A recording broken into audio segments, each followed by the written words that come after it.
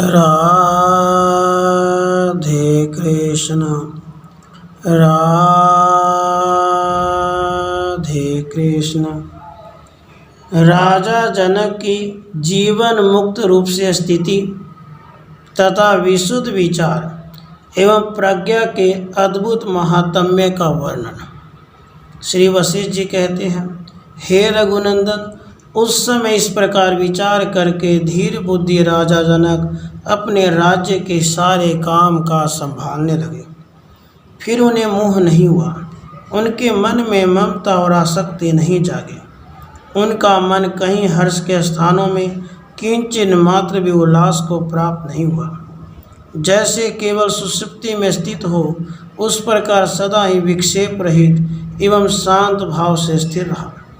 तब से उन्होंने न तो दृश्य जगत को मन से ग्रहण किया और न उसका त्याग ही किया। केवल वर्तमान संसार में वे निशंक होकर स्थित रहे। इस प्रकार आत्म विवेक के अनुसंधान से राजा जनक का परमात्म विषयक यथार्थ ज्ञान अनंत एवं अत्यंत विशुद्ध हो गया।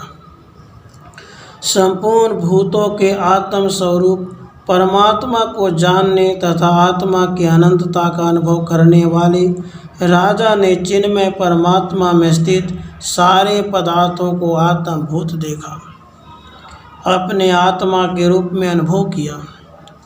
वे न तो अनुकूल वस्तु को पाकर हर्ष से उल्लसित हुए और न कभी प्रतिकूल वस्तु को पाकर शोक से आतुर ही हुए।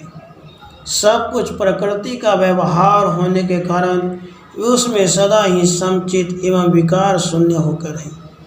तभी से लोक में सगुण निर्गुण परब्रह्म का यथार्थ ज्ञान प्राप्त करने वाले और समस्त प्राणियों को सम्मान देने वाले वे राजा जनक परमात्मा के यथार्थ ज्ञान में निपुण हो जीवन मुक्त हो गए।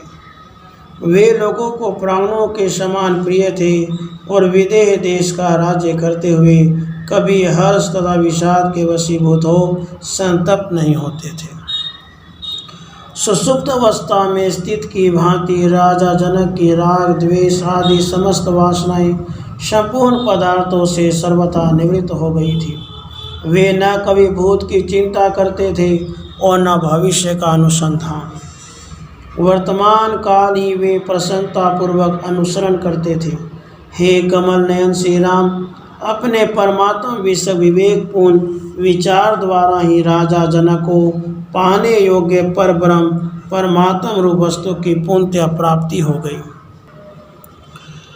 अपने चित्त से तब तक परमात्म तत्व का विचार करते रहना चाहिए जब तक विचारों की सीमा का अंत परमात्मा का यथार्थ ज्ञान और फल प्राप्त न हो जाए। महापुरुषों के संग से निर्मलता रूप अभ्युदय को प्राप्त हुए चित्त के विवेक पूर्वक शुद्ध विचार से जो परमात्म रूप परम पद प्राप्त होता है, वह न तो गुरु के उपदेश से, न शास्त्रार्थ से और न पुण्य से ही प्राप्त होता है। हे श्री राम, अपने मित्र के तुल्य स्थिर शुद्ध एवं तीक्ष्ण बुद्धि से जो उत्तम पद प्राप्त होता है, वह दूसरी किसी क्रिया से नहीं होता।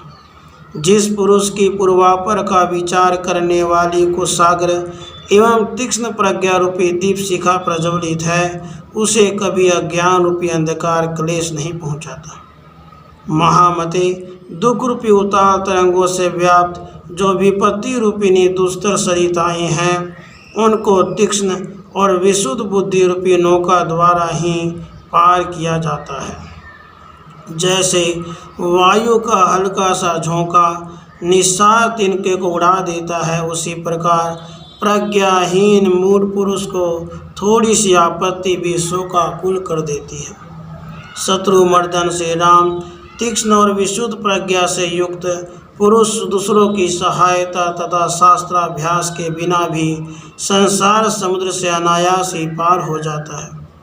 जैसे फल की प्राप्ति के लिए सींचने और संरक्षण आदि के द्वारा अंगूर आदि की लता को बढ़ाया जाता है, उसी प्रकार शास्त्रों के अभ्यास और सत्पुरुषों की संगति से पहले प्रज्ञा को बढ़ाना चाहिए, अर्थात बुद्धि को पवित्र और तीक्ष्ण बनाना चाहिए। जैसे चंद्रमंडल संसार के अंधकार को दूर करने वाली चांदनी को उत्पन्न करता है, उसी प्रकार निष्काम कर्म रूपी वृक्ष, जिसका शुद्ध तीक्ष्ण प्रज्ञा बल ही महान मूल है, परम रस में परमात्मा की प्राप्ति रूप फल को उत्पन्न कराता है। लोग धन संपत्ति आदि बाह्य पदार्थों के उपार्जन के लिए जैसा प्रयत्न करते हैं, वही यत्न पहले विशुद्ध बुद्धि के वृद्धि के लिए करना चाहिए। बुद्धि की मंदता समस्त दुखों की चरम सीमा है, विपत्तियों का सबसे बड़ा भंडार है और संसार रूपी वृक्षों का बीज है, अतः उसका यत्न पूर्वक विनाश करना चाहिए। हे रघुनंदन, न दानों से, न तीर्थों से और न तपस्या से ही भयंकर संसार सागर को पार किया जा सकता है। केवल पवित्र एवं अविचल बुद्धि रूपी जहाज का आश्रय लेने से ही उसको पार पहुंचा जा सकता है। पृथ्वी पर विचरने वाले मनुष्यों को भी जो दैवी संपत्ति प्राप्त होती है, वह शुद्ध एवं अविचल प्रज्ञामय लता से उत्पन्न हुआ स्वादिष्ट फल है। जिन सिंहों ने अपने पंजों से मत गजराजों के कुंभ स्थल विदीर्ण कर डाले थे, वे भी सियारों द्वारा बुद्धि बल से इस तरह पराजित हुए हैं जैसे सिंहों से हरिण। विवेकी पुरुष के हृदय रूपी कोषागार में स्थित यह पवित्र प्रज्ञा चिंतामणि के समान है। यह कल्पलता की भांति मनोवांछित फल देती है। श्रेष्ठ पुरुष पवित्र और अविचल प्रज्ञा के द्वारा संसार सागर से पार हो जाता है, किंतु अधम मानव उसमें डूब जाता है। क्यों न हो नौका चलाने की कला में शिक्षित हुआ केवट ही नौका से नदी के पार पहुंच जाता है, अशिक्षित केवट नहीं। जैसे समुद्र के भंवर में चक्कर काटती हुई नौका उस पर चढ़े हुए लोगों को विपत्ति में डाल देती है, उसी प्रकार राग, द्वेष, लोभ आदि असन्मार्ग में लगाई गई अशुद्ध बुद्धि संसार में भटक कर मनुष्य को आपत्ति में डाल देती है। और वही बुद्धि यदि विवेक, वैराग्य आदि सन्मार्ग में लगाई जाए तो मनुष्य को भव सागर से पार कर देती है। जैसे कवच बांधकर युद्ध करने वाले योद्धा को बाण पीड़ित नहीं करते, उसी प्रकार विवेकशील, मूढ़ता रहित एवं पवित्र बुद्धि वाले पुरुष को तृष्णा वर्ग के काम, लोभ आदि से उत्पन्न हुए क्रोध, द्वेष और मोह आदि दोष बाधा नहीं पहुंचाते। रघुवीर, इस लोक में प्रज्ञा रूपी नेत्र से यह सारा जगत ठीक ठीक दिखाई देता है। उस यथार्थदर्शी पुरुष के पास न तो संपत्तियाँ आती हैं और न विपत्तियाँ ही। जैसे सूर्य को ढकने वाला जल में विस्तृत काला मेघ वायु से छिन्न भिन्न हो जाता है, उसी प्रकार अहंकार रूपी मत मेघ जो परमात्मा रूपी सूर्य पर आवरण डालने वाला है, पवित्र एवं तीक्ष्ण बुद्धि रूपी वायु से बाधित हो जाता है। परमात्मा की प्राप्ति रूप अनुपम उन्नत पद में पहुँचने वाले पुरुष को पहले सत्संग और विवेक वैराग्य द्वारा इस बुद्धि का ही शोधन करना चाहिए। ठीक उसी तरह जैसे धान्य आदि की वृद्धि चाहने वाला किसान सबसे पहले पृथ्वी को ही हल से जोतकर शुद्ध बनाता है। राधे कृष्ण, राधे कृष्ण।